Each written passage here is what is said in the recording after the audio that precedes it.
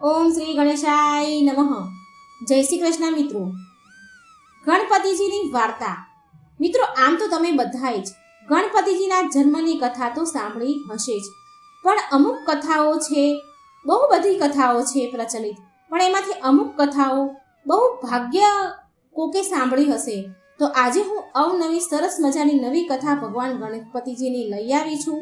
તો પૂરા મનથી ધ્યાનથી સાંભળજો. ગણપતિજીની કથા સાંભળવાથી શ્રી ગણેશ પ્રભુ પ્રસન્ન થાય છે અને આપણા સર્વ મનોરથ પૂરા કરે છે, સર્વ વિઘ્ન હરે છે, સુખ આપે છે, દુઃખ કાપે છે. તો પૂરા ધ્યાનથી અંત સુધી આ વિડીયો સાંભળજો અને વિડીયો સારો લાગે તો મિત્રો શેર જરૂર કરજો, જેથી બીજાને પણ કથા સાંભળવાનો અવસર મળે. અને વિડીયોને લાઈક કરવાનું ભૂલશો નહીં. કોમેન્ટ બોક્સમાં ભગવાન ગણેશનું નામ પણ જરૂર લખજો. एकदंत भगवंत गणपति नमो नमः.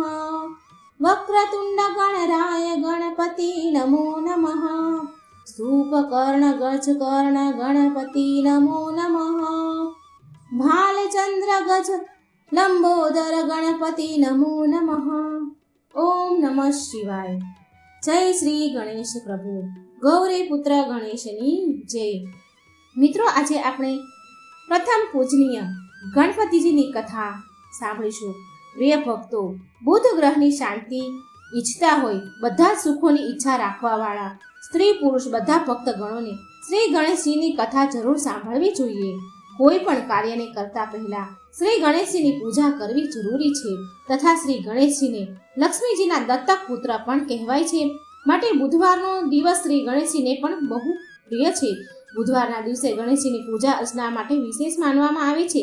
જે પણ ભક્તો શ્રી ગણેશજીની પૂજા અર્ચના વ્રત કથા સાંભળે છે, એનાથી ભગવાન શ્રી ગણેશ પ્રસન્ન થઈ એના ભક્તોનું કલ્યાણ કરે છે, તેમને સદાય ધન સંપત્તિથી જ્ઞાન કરી દે છે તથા બળ અને બુદ્ધિ પ્રદાન કરે છે. તો મિત્રો, આપણે ભગવાન ગણેશજીના જન્મની કથા સાંભળીશું. મિત્રો, શ્રી ગણેશજીના જન્મનું કારણ છે પાર્વતીજીની બે સખીઓ. તેનું નામ હતું જયા અને વિજયા. ગણેશજીના અસ્તિત્વમાં આવવા પાછળ આ બંને સખીઓ હતી. જયા અને વિજયાએ મા પાર્વતીને સ્નાનઘરની બહાર બે પહેરેદાર રાખવાની સલાહ આપી હતી. તે બંનેએ સ્નાનઘર બહાર એક એવો પહેરેદાર લગાવવાની સલાહ આપી હતી જે સ્નાનઘરમાં શિવજીને પણ ન જવા દે. વાત કંઈક એવી હતી કે પાર્વતીજી જ્યારે પણ સ્નાનઘરમાં સ્નાન કરવા જતા તો બહાર કોઈ શિવગણને પહેરેદાર બનાવીને બેસાડી દેતા હતા. પણ દુવિધા એ હતી કે પહેરેદાર હોવા છતાં પણ, દ્વારપાળ હોવા છતાં પણ શિવજી સ્નાન ઘરમાં ચાલ્યા જતા હતા. કોઈ પણ શિવગણમાં એટલી હિંમત નથી કે શિવજીની આજ્ઞાનું ઉલ્લંઘન કરે. અને આવું એકવાર થયું હતું. એક સમયે પાર્વતી માને એવું થયું કે દ્વાર પર કોઈ એવો પહેરેદાર હોવો જોઈએ કે કોઈને પણ અંદર ન આવવા દે. બસ આ જ વિચારથી માતા પાર્વતીએ એમની બંને સખીઓની વાત માનીને એમના શરીરે જે ઉપટન લગાવ્યું હતું એમાંથી એક માણસનું પૂતળું બનાવ્યું અને એમાં પ્રાણ પૂરી દીધા અને આશીર્વાદ આપ્યા. માતા પાર્વતીએ કહ્યું કે તું મારો પુત્ર છે. હે પુત્ર, તું અહીં ઊભા રહીને દ્વારપાળ બનીને પહેરેદારી કરજે અને જ્યાં સુધી મારી આજ્ઞા ન હોય ત્યાં સુધી કોઈને પણ અંદર આવવા દેતો નહીં. આટલું કહીને મા પાર્વતી એક લાકડી એ બાળકને આપે છે અને દ્વાર પર નિયુક્ત કરીને સ્નાન કરવા માટે ચાલ્યા જાય છે. એટલામાં તો ત્યાં શિવજી પહોંચી ગયા. તો ગણેશજીએ એમને અંદર જવા માટે રોકી લીધા. ભગવાન શિવજીએ ગણેશજીને બહુ જ સમજાવ્યા તેમને અંદર જવા માટે, પણ ગણેશજીએ માતાનું આજ્ઞાનું પાલન કરતા શિવજીને અંદર જવા દીધા નહીં. તો આ વાત એટલી બધી મોટી થઈ ગઈ કે બગડી ગઈ કે પહેલા તો ગણેશજીને મારવા શિવગણ આવ્યા. જ્યારે એનાથી ગણેશજી માન્યા નહીં તો દેવતાઓ આવ્યા. દેવતાથી પણ કામ ન બન્યું એટલે એમના પછી સ્વયં બ્રહ્માજી આવ્યા અને પછી વિષ્ણુ ભગવાન આવ્યા, પણ બધા જ હાર માની ગયા. પછી શિવજીને બોલાવવામાં આવ્યા. પછી તો બહુ ઘનઘોર યુદ્ધ થયું, પણ ગણેશજીને કોઈ હરાવી શક્યું નહીં. પછી શિવજીએ અને વિષ્ણુ ભગવાને જોયું કે આ બાળકને કોઈ હરાવી નથી શકતું, માટે કોઈ ચાલ ચાલવી પડશે. પછી જ્યારે ભગવાન ગણેશ શ્રી હરિ વિષ્ણુ સાથે યુદ્ધમાં વ્યસ્ત હતા તો શિવજીએ આ મોકાનો લાભ ઉઠાવીને ગણેશજીનું માથું ધડથી અલગ કરી દીધું. આ વાતની જાણ જ્યારે માતા પાર્વતીને થઈ તો માતા પાર્વતી કોપિત થયા અને કેટલી શક્તિઓ નીકાળી અને બધી જ શક્તિને સંસારને સમાપ્ત નષ્ટ કરવાનો આદેશ આપ્યો. કેમ કે જે માતાનો પુત્રને કઈ હાનિ પહોંચે છે તો એ માતાને એના પુત્ર આગળ બીજું કોઈ જ દેખાતું નથી. ચારેય બાજુ હાહાકાર મચી ગયો. કેમ કે કોઈને કંઈ સમજાતું ન હતું કે આ બધું કેવી રીતે રોકવામાં આવે. બધાએ માતાને મનાવવાની કોશિશ કરી પરંતુ બધું જ વ્યર્થ. અંતમાં નારદજીએ ઉપાય બતાવ્યો કે માતા ઉમાની સ્તુતિ કરવામાં આવે, જેથી માતાનો ક્રોધ શાંત થશે અને આ બધું રોકાઈ જશે. અને માતા પાર્વતીએ વાત માની ગયા. પણ કઈ વાત પર માન્યા? કે એમના પુત્રને બીજી વાર સજીવન કરવામાં આવે. હવે જુઓ, બધા જ દેવતાઓએ શિવજી પાસે જઈને આ વાત કહી તો શિવજીએ કહ્યું કે ઉત્તર દિશામાં જાઓ અને ત્યાં જે પણ પ્રાણી મળે એનું માથું કાપીને ગણેશજીના ધડ પર જોડવામાં આવે. જ્યારે દેવતા ઉત્તર દિશામાં ગયા તો તેમને સૌથી પહેલા એક હાથી મળ્યો. તો શિવજીની આજ્ઞા અનુસાર દેવતાએ હાથીના મસ્તકને લઈ આવ્યા અને એ મસ્તક ગણેશજીના ધડ ઉપર લગાવી દીધું. ગણેશજીના પુનઃ જીવિત થયા પછી ભગવાન શિવ શંકરે એમને આશીર્વાદ આપ્યા કે આજ પછી જ્યારે કોઈ પણ પ્રકારની પૂજા કરવામાં આવશે તો કોઈ અન્ય દેવતા પહેલા તમારી પૂજા કરવામાં આવશે. તારો જન્મ ભાદરવા મહિનાની ચતુર્થીના શુભ ચંદ્રોદયમાં થયો છે, માટે એ દિવસે તારું વ્રત ખૂબ કલ્યાણકારી રહેશે. ગણેશ ચતુર્થીનું વ્રત સ્ત્રી પુરુષ બંને માટે લાભકારી છે. જે વ્રત કરશે ગણેશનું વ્રત કરશે એની બધી જ મનોકામના પૂરી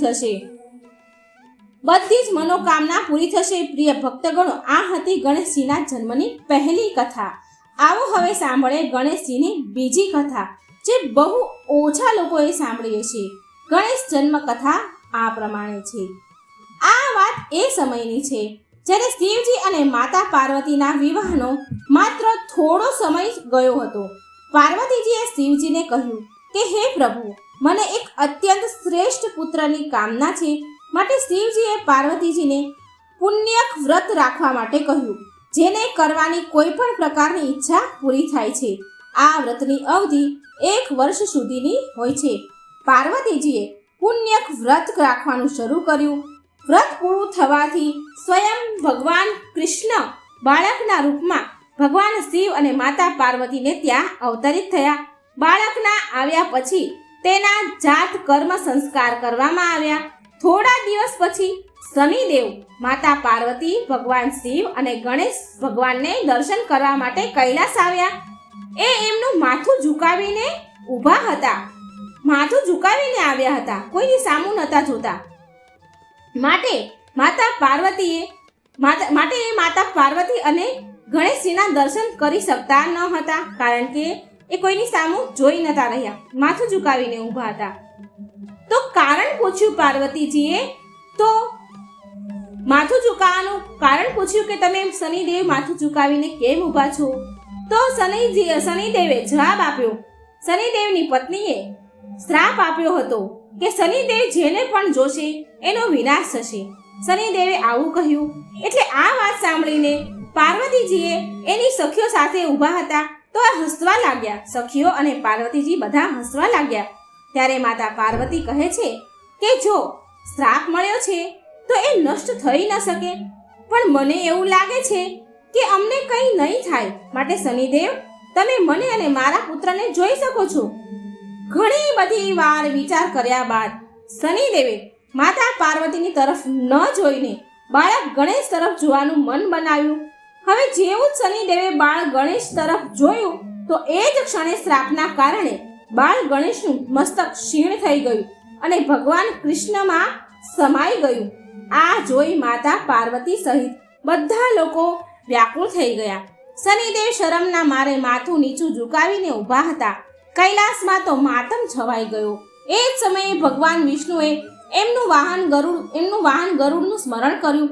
ગરુડના પ્રગટ થતાં જ ભગવાન વિષ્ણુ ગરુડ પર સવાર થઈને ઉત્તર દિશા તરફ ચાલી નીકળ્યા. પુષ્પભદ્રા નદીના કિનારે એક હાથી અને હાથણી સૂઈ રહ્યા હતા. ત્યારે શ્રી હરિએ એમના ચક્રથી એ હાથીના માથાને કાપી નાખ્યું અને એ માથું લઈ જઈને બાળ ગણેશના ધડ પર લગાવી દીધું. આ વાત પર પાર્વતી માને આપત્તિ લાગી, એટલે કે આ વાત એમને હારી ન લાગી. એમને ગમ્યું નહીં કે હાથીનું માથું લાયા છે. એમને એવું લાગ્યું કે આ કોઈ ષડયંત્ર છે. હવે તો એમનો પુત્ર કુરૂપ લાગશે. આવું હાથીનું માથું ધડ સાથે જોડે તો મારો પુત્ર કુરૂપ લાગશે. એટલે ભગવાન વિષ્ણુએ પાર્વતીજીને આશ્વાસન આપ્યું કે જો તમને આ વાતની ચિંતા છે કે તમારો પુત્ર કુરૂપ લાગશે, આ વાતની ચિંતા હોય તો હું તમને આ બાળકને આશીર્વાદ આપું છું કે આ બાળક સૌથી વધારે બુદ્ધિમાન હશે. પૂરા વિશ્વમાં આ બાળકનું પરાક્રમ સૌથી વધારે હશે, ભક્તોને સદાય સંતુષ્ટ કરશે અને પ્રથમ પૂજાના અધિકારી હશે. ત્યારે જઈને માં પાર્વતી શાંત થયા. ત્યાર પછી ગણેશજીએ પરશુરામજીએ એક દંત ગણેશ બનાવી દીધા. ગણેશજીને આ કથા તો બધાને જ ખબર હશે. જો નથી ખબર તો હું તમને ટૂંકમાં જણાવી દઉં. એકવાર પરશુરામજી ભગવાન શિવના દર્શન માટે કૈલાસ પર્વત પર પહોંચ્યા, પરંતુ ભગવાન શિવ ધ્યાનમાં લીન હતા અને દ્વાર પર ગણેશજી હતા. ગણેશજીએ પરશુરામજીને રોકવા માટે બહુ પ્રયત્ન કર્યા, પણ પરશુરામજી સાંભળવા તૈયાર ન હતા.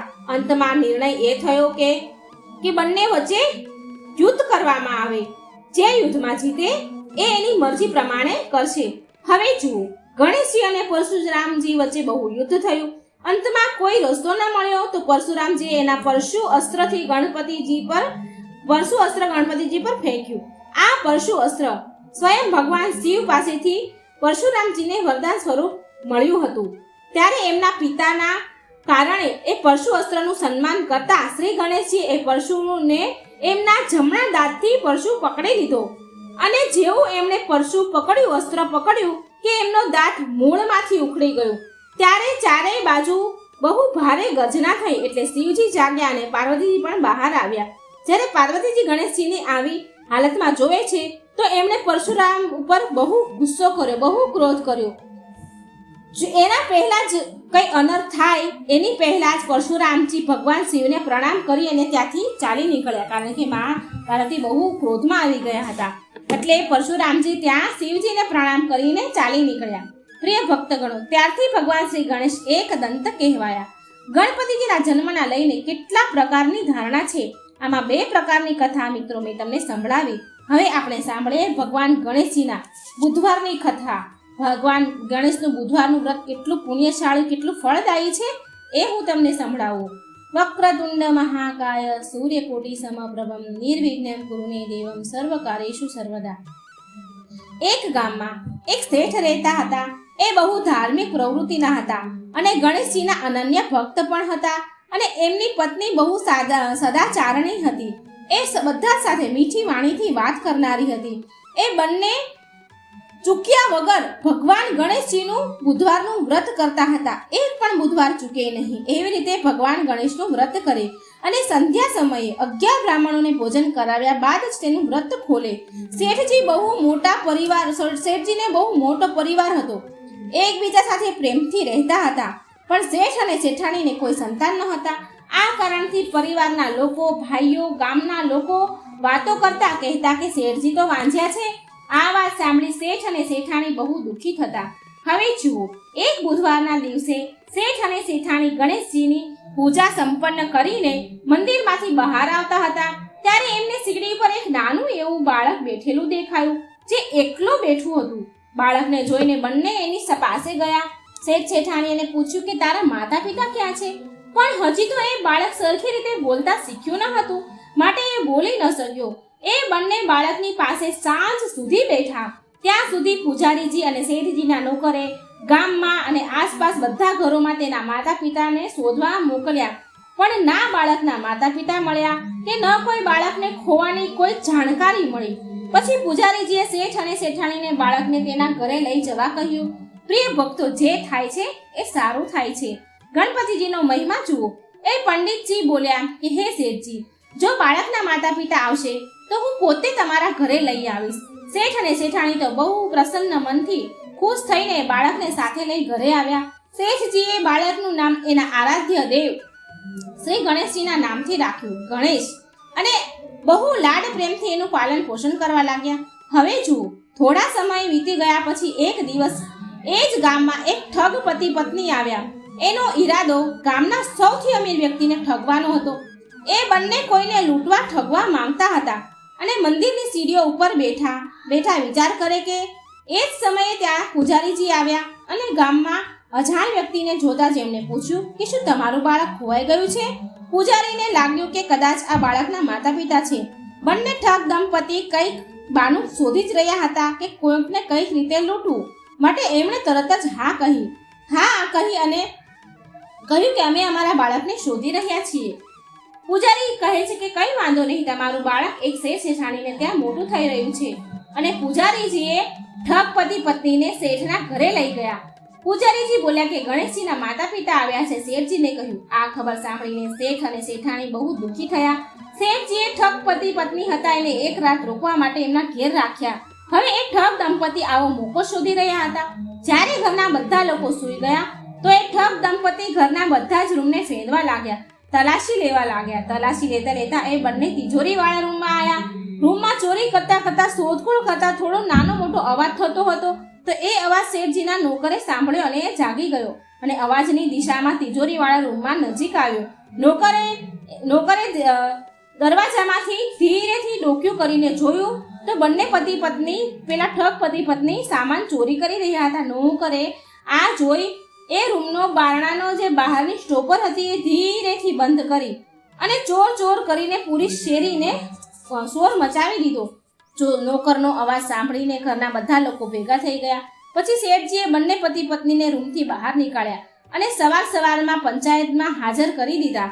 શેઠે સરપંચને પૂરી ઘટના કહી અને કહે છે કે આ બંને તો ચોર છે અને હવે અમે અમારા ગણેશ પુત્રને આને નહીં આપીએ. પણ એ બંને ઠગ પતિ પત્ની જીદ કરવા અડગ રહ્યા અને બાળકને લઈ જવાની જીદ કરવા લાગ્યા. સરપંચે આ વાતનો ગંભીર સમસ્યાનો એક તોડ નીકાળ્યો.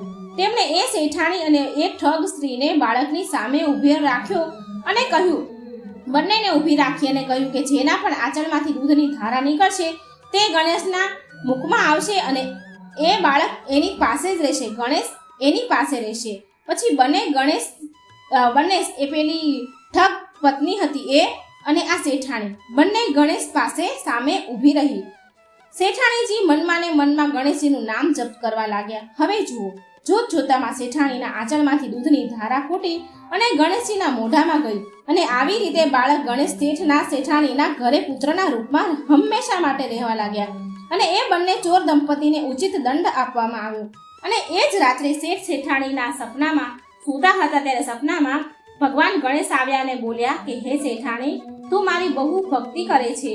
મેં તો તમારી મનોકામના પહેલેથી જ પૂરી કરી દીધી હતી, પરંતુ મારે તો લીલા કરવાની હતી. પૂરા ગામ સામે તમને ગણેશના માતા પિતા બનાવવાના હતા, માટે મેં આ લીલા કરી હતી. જે પણ બુધવારના દિવસે મારું વ્રત કરે છે, મારી કથા કહાણી સાંભળે છે, મારું ભજન કરે છે, હું સદાય તેની હરેક મનોકામના પૂરી કરું છું. એને ધન, પુત્ર, વૈભવ, સન્માન, માન, પ્રતિષ્ઠા બધું જ પ્રાપ્ત કરાવું છું. એકવાર પ્રેમથી બોલો ગણપતિ ગજાનંદ મહારાજની જય. ઓમ નમઃ શિવાય. હે શ્રી ગણેશ પ્રભુ, જે પ્રકારે તમે શેઠાણીના મનોરથ પૂરા કર્યા એમ જ બધા ભક્તોના મનોરથ પૂરા કરજો. એમને ધન, પુત્ર, વૈભવ, સુખ, શાંતિની પ્રાપ્તિ કરાવજો. હર હર મહાદેવ. ભગવાન ગણેશની એક અન્ય બુધવારની વ્રતની કથા. એકવાર શ્રી ગણેશજી એક શેઠના ખેતરમાંથી જઈ રહ્યા હતા તો તેમણે 12 દાણા અનાજના તોડી લીધા. પછી ગણેશજીના મનમાં બહુ પછતાવો થયો કે મેં તો શેઠને ત્યાં ચોરી કરી છે, મારે એનું ઋણ ચૂકવવું જોઈએ. હવે ગણેશજી શેઠને ત્યાં 12 વર્ષ સુધી નોકર બનીને નોકરી કરવા લાગ્યા. એમનું પ્રાયશ્ચિત કરવા માટે એક દિવસ શેઠાણી રાખથી હાથ ધોઈ રહી હતી. ગણેશજીએ શેઠાણીનો હાથ પકડીને માટીથી હાથ ધોવડાવી દીધા. આમ કરવાથી શેઠાણી બહુ દુઃખી થઈ. હવે શેઠાણીને બહુ ખરાબ લાગ્યું કે આ નોકર તો જો મારો હાથ પકડે છે. શેઠાણીજી શેઠને કહે છે કે આવો કેવો નોકર તમે રાખ્યો છે કે મારો હાથ પકડી લીધો એણે. શેઠે ગણેશજીને બોલાવીને પૂછ્યું કે શેઠાણીનો હાથ કેમ પકડ્યો? તે ગણેશજી બોલ્યા કે મેં તો એક શીખની વાત બતાવી છે શેઠજી. રાખથી હાથ ધોવાથી ઘરની લક્ષ્મી નારાજ થાય છે ઘર છોડીને ચાલી જાય છે અને માટીથી હાથ ધોવાથી ઘરમાં લક્ષ્મી આવે છે. શેઠજી તો વિચારે છે કે આ ગણેશ તો બહુ સાચો સમજદાર છે, એનો કોઈ વાંક નથી. હવે થોડા દિવસ બાદ કુંભનો મેળો આવ્યો. શેઠ બોલ્યા, ગણેશ, શેઠાણીને કુંભના મેળામાં સ્નાન કરાવી લઈ આવ. હવે જુઓ, શેઠાણી કુંભના મેળામાં સ્નાન કરવા ગયા. શેઠાણી કિનારા પર બેસીને નાહી ધોઈ રહ્યા હતા તો ગણેશજી હાથ પકડીને આગળ ડૂબકી મરાવીને લઈ આવ્યા. ઘરે આવીને શેઠાણીએ શેઠને શિકાયત કરી કે જુઓ, ગણેશ તો મારી ઇજ્જત ન રાખી, બધા જ આદમીઓ વચ્ચેથી મને ઘસીને આગળ પાણીમાં લઈ ગયો અને ડૂબકી મને મરાવી દીધી. તો શેઠજી ગણેશજીને પૂછે છે કે તે આવું કેમ કર્યું. ગણેશજી કહે, શેઠાણી કિનારા પાસે બેસીને મેલા પાણીમાં નાહી રહ્યા હતા, માટે મેં તેમને આગળ લઈ જઈને સારા પાણીમાં ડૂબકી મરાવીને લઈ આવ્યો.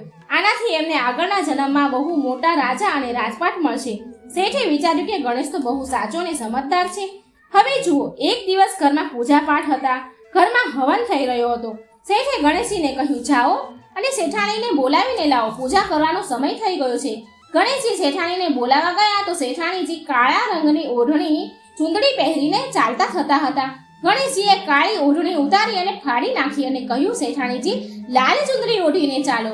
શેઠાણીને તો બહુ ગુસ્સો આવ્યો, તે રિસાઈને સૂઈ ગઈ. શેઠ આવીને પૂછે કે, અરે ભાગ્યવાન, પૂજા કરવાનો સમય વીતી જાય છે અને તું અહીં સૂતી છો, શું વાત છે?